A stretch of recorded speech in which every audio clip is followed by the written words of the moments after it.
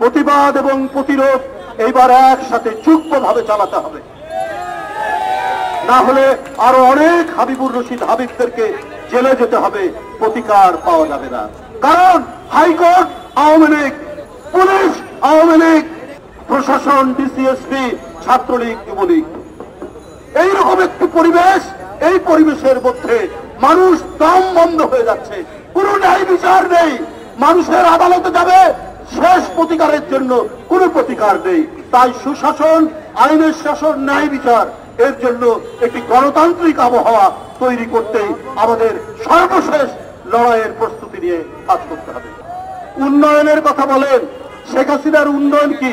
ওই যে একটা প্রবাদ আছে না, অন্ধের হস্তি দর্শন, অন্ধের হাতি দর্শন, এই হচ্ছে শেখ হাসিনার উন্নয়ন।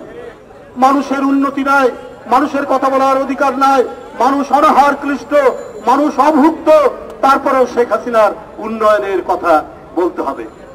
শেখ হাসিনার উন্নয়নের আরেকটি নমুনা আপনার বড় চাষ, আমন চাষ, আলু চাষ, পেঁয়াজ চাষ, এর জন্য গরিব কৃষক 5,000 টাকা 10,000 টাকা ঋণ নেয়। সেই ঋণ পরিশোধ করতে না পারলে সুদসহ সেই কৃষক কারাগারে। আর যে লোক 10,000 কোটি টাকা ঋণ নিয়েছেন, শিল্প ঋণ নিয়েছেন, তারা হচ্ছে ক্ষমতার ঘনিষ্ঠ। তারা কি? তারা কিন্তু প্রকাশ্য আলোতে ঘুরে বেড়াচ্ছেন এবং সরকারের পাশে থাকেন তারা। এইটা শেখ হাসিনার সুশাসনের একটি নমুনা। 10,000 টাকার জন্য গরিব কৃষক কারাগারে, আর 10,000 কোটি টাকা যিনি নিয়েছেন নিয়ম বহির্ভূত ভাবে, তিনি শেখ হাসিনার সরকারের পাশে থাকেন। এই হচ্ছে আপনার দৃষ্টান্ত।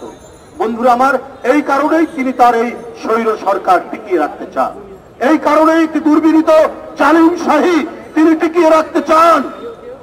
আর এই জন্যই তিনি গণতন্ত্র বিরোধী দল বিএনপি এগুলো সহ্য করতে পারেন না।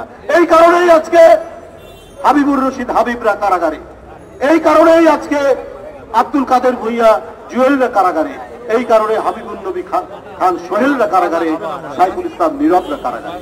আমি আজকের এই জনসভা থেকে আপনাদের কাছে উদাত্ত কণ্ঠে আহ্বান করছি, আমরা শান্তিপূর্ণ আন্দোলন করব, শান্তিপূর্ণ থাকবে, কিন্তু আমাদের গায়ে যদি লাঠির বাড়ি পড়তে থাকে আর কতদিন শান্তিপূর্ণ আমরা করব? প্রতিরোধ, প্রতিবাদ এবং প্রতিরোধ এইবার একসাথে যুগ্মভাবে চালাতে হবে, না হলে আরো অনেক হাবিবুর রশিদ হাবিবদেরকে জেলে যেতে হবে, প্রতিকার পাওয়া যাবে না। কারণ হাইকোর্ট আওয়ামী লীগ, পুলিশ আওয়ামী লীগ, প্রশাসন ডিসিএসপি ছাত্রলীগ যুবলীগ, এইরকম একটি পরিবেশ, এই পরিবেশের মধ্যে মানুষ দম বন্ধ হয়ে যাচ্ছে, কোনো ন্যায় বিচার নেই, মানুষের আদালতে যাবে শেষ প্রতিকারের জন্য কোনো প্রতিকার নেই। তাই সুশাসন, আইনের শাসন, ন্যায় বিচার এর জন্য একটি গণতান্ত্রিক আবহাওয়া তৈরি করতেই আমাদের সর্বশেষ লড়াইয়ের প্রস্তুতি নিয়ে কাজ করতে হবে। সকলকে ধন্যবাদ। খুদা হাফেজ।